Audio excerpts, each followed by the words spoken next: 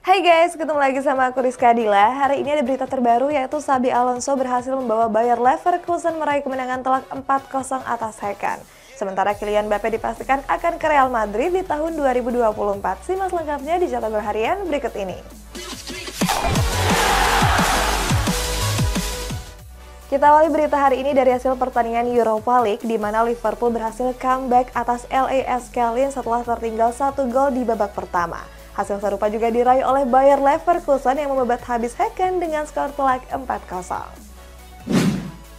Liverpool berhasil comeback atas LASK Linz di laga perdana penyisihan grup E Europa League. Pasukan Jurgen Klopp tertinggal gol terlebih dahulu lewat Florian Pflecker di menit ke-14. Darwin Núñez berhasil menyamakan kedudukan di babak kedua setelah berhasil mencetak gol penalti.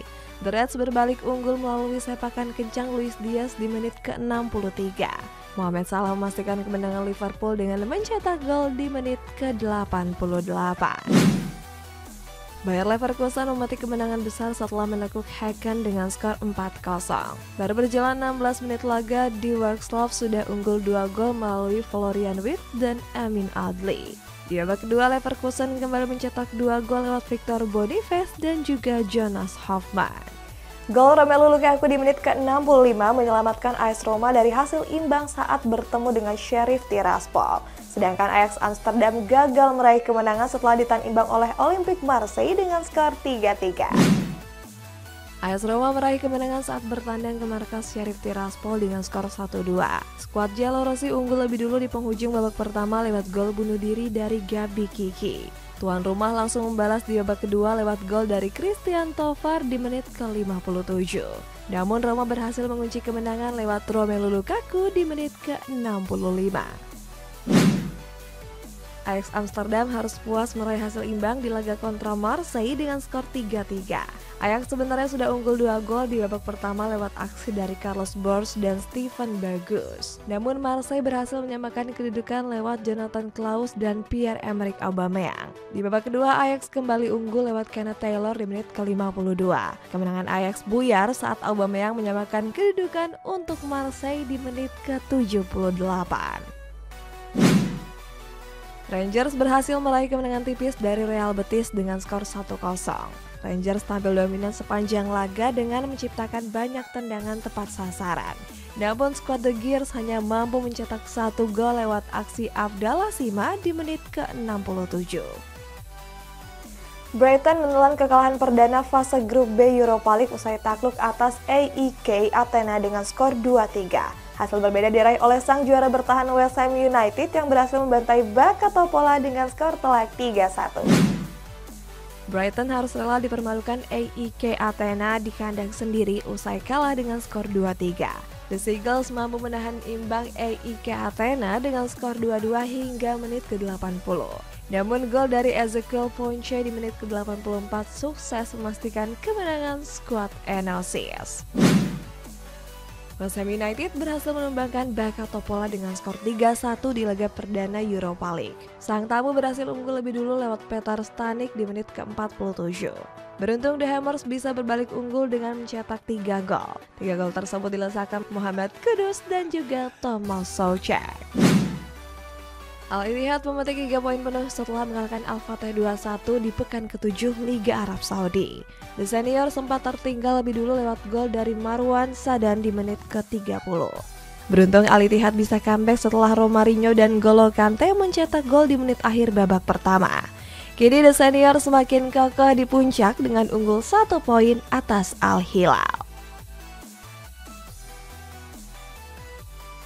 Inter Miami meraih hasil positif di laga kontra Toronto FC dalam pertandingan lanjutan Liga MLS. Skuad The Herons menang telak dengan keunggulan 4 gol tanpa balas. 4 gol Inter Miami dicetak oleh Facundo Varlas, Benjamin Kresmachi, dan brace dari Robert Taylor. Sayangnya di laga ini Messi harus ditarik keluar karena mengalami cedera paha. Kita masuk ke kabar rumor nih guys, ada Arsenal yang mengincar winger muda Borussia Dortmund yakni Jamie Bynoe Getancz. Masih dari rumor transfer klub Liga Inggris, ada Brentford yang bakal menjual Ivan Toney karena terlibat kasus perjudian. Arsenal tertarik mendatangkan winger muda Borussia Dortmund yakni Jamie Byron Gittens. Manajemen The Gunners sudah mengirim tim scouting untuk memantau pemain 18 tahun tersebut. Peluang The Gunners mendatangkan Byron Gittens terbuka cukup lebar. Pasalnya manajemen Dortmund sendiri berniat untuk menjualnya sebesar 30 juta euro. Brentford diisukan bakal segera melepas Ivan Toney yang sedang menjalani sanksi larangan bermain.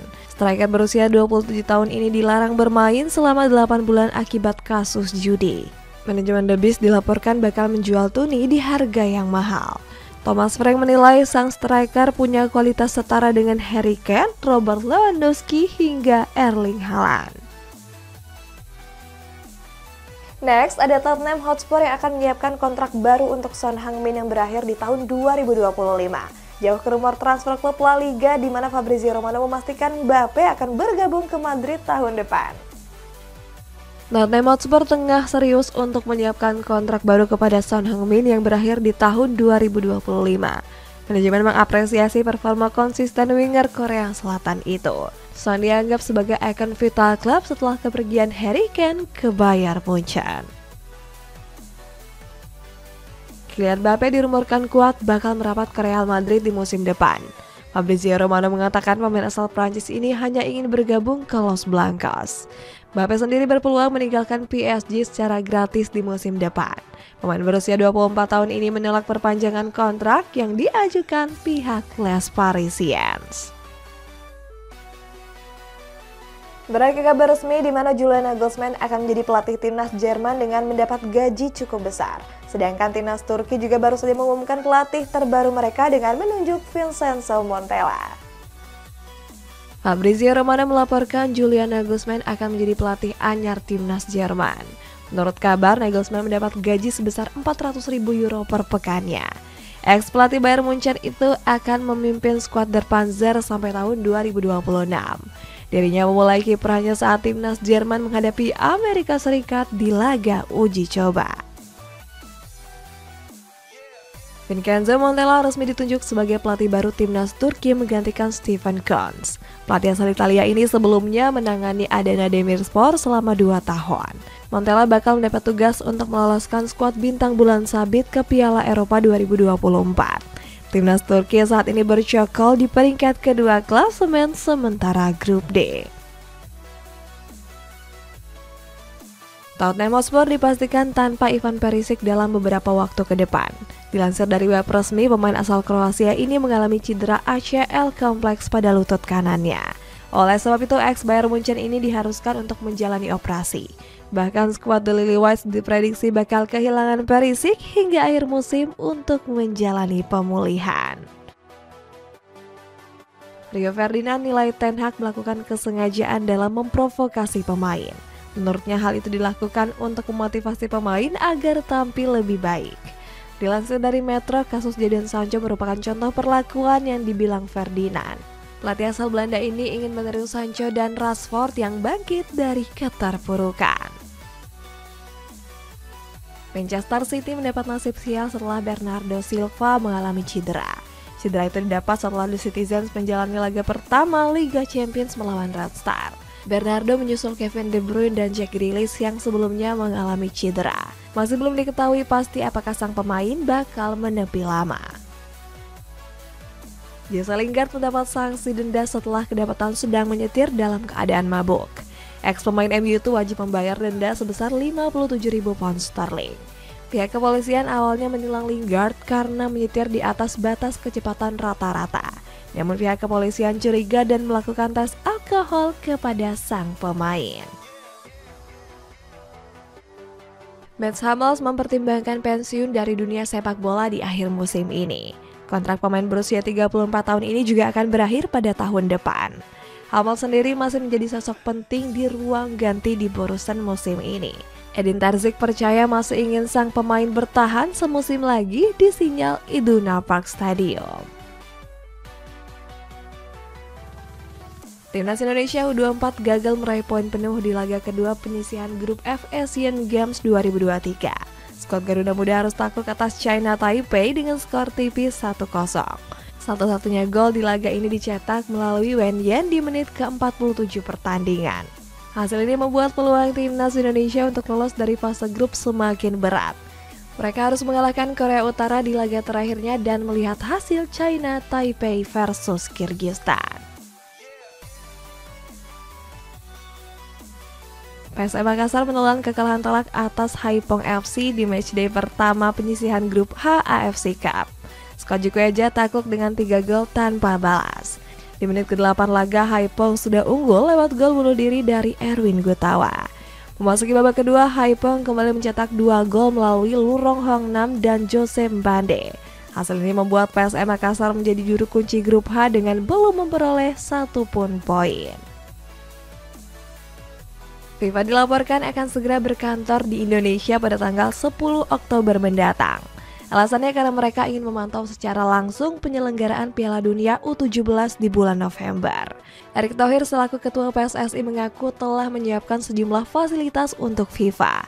Salah satunya adalah adanya 86 ruangan khusus yang akan digunakan untuk ruang kerja FIFA. Guys, kita masuk ke baca komentar, ini dari Zakaria Pramana. Lihat performa MU di awal musim ini masih belum konsisten, semoga MU bisa segera bangkit di top performa. Guys, aku pengen tahu deh di sini tuh berapa banyak sih fans MU? Komen di bawah dong. Sampai jumpa.